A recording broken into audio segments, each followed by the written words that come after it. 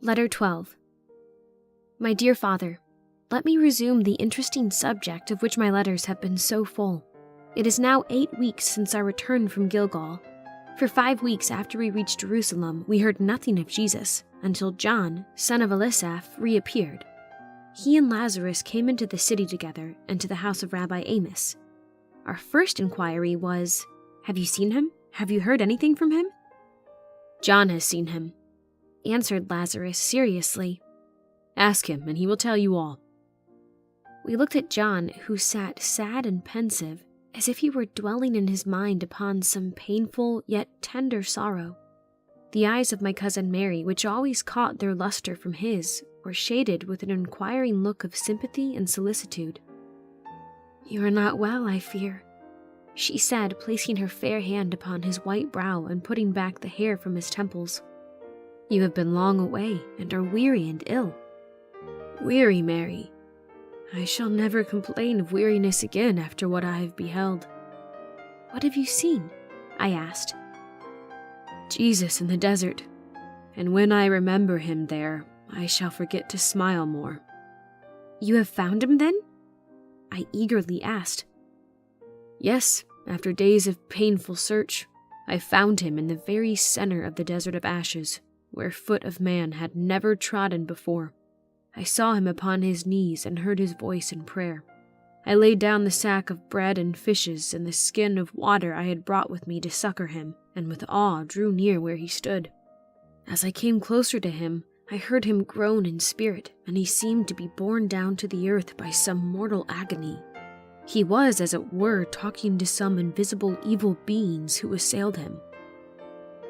"Rabbi, good master," I said, "I have brought thee food and water.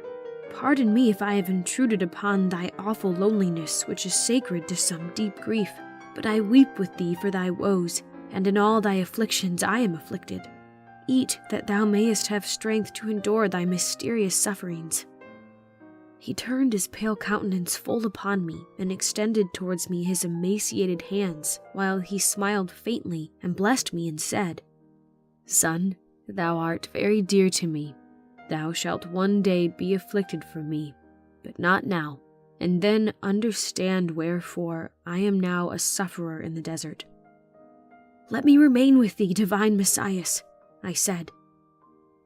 "Thou believest then that I am he?" He answered, regarding me with love. I replied by casting myself at his desert-parched feet and bathing them with my tears. He raised me and said, "Go thy way presently. When the time of my fasting and temptation is past, I will see thee again." "Nay, I will not leave thee," I asserted. "If thou lovest me, beloved, thou wilt obey me." He answered with a tone of gentle reproof.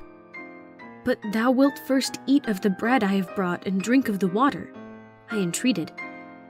"Thou knowest not what temptation thou art offering to me," he replied sadly. "Thou hast not enough for thine own needs. Go, and leave me to gain the victory over Satan, the prince of this world, for which I was led by the Spirit thither."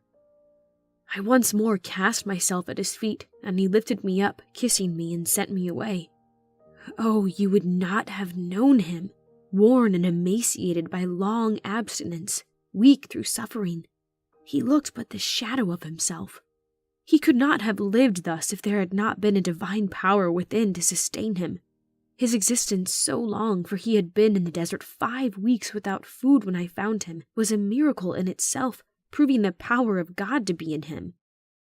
"For what mighty work among men is God preparing him?" said Rabbi Amos with emotion.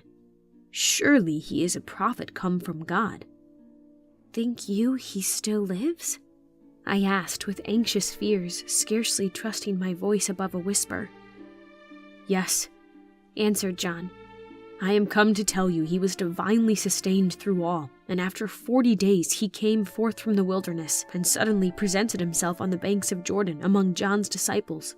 I was standing near the baptizer, discoursing of the Christ, and marveling when his exile to the desert would terminate, when the prophet, lifting his eyes, cried with a loud voice full of joy, 'Behold again the Lamb of God, upon whom the Spirit of God descended! He hath come from the furnace like gold 7 times tried in the fire. He it is who alone taketh away the sins of the world." I turned and beheld Jesus advancing. He was pale and wore an expression of gentle, uncomplaining suffering on his benign and spiritualized countenance. I hastened to meet him and was kneeling in joy at his feet when he embraced me as a brother and said, "Faithful and full of love, wilt thou follow me?" "I will never more leave thee," I answered. "Where dwellest thou, divine master?" Then asked one of John's disciples, Andrew by name, who was with me. "Come, my friends, and see." He answered, and we went after him with joy unutterable. He entered the village of Bethabara, and approaching the house of a widow where he abode, went in. We followed him, and by his request took up our abode with him. "Oh, how shall I be able to make known by words," added John, "the sweet expression of his discourse?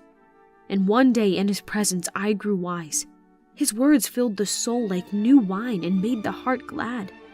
The next day he wished to go into Galilee, and so on to Nazareth where his mother dwelleth.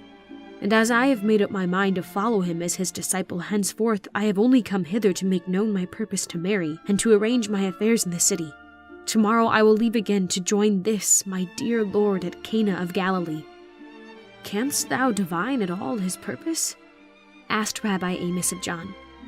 "Whether he intends to found a school of wisdom, to preach like the prophets, to reign like David, or to conquer like his warrior namesake Joshua?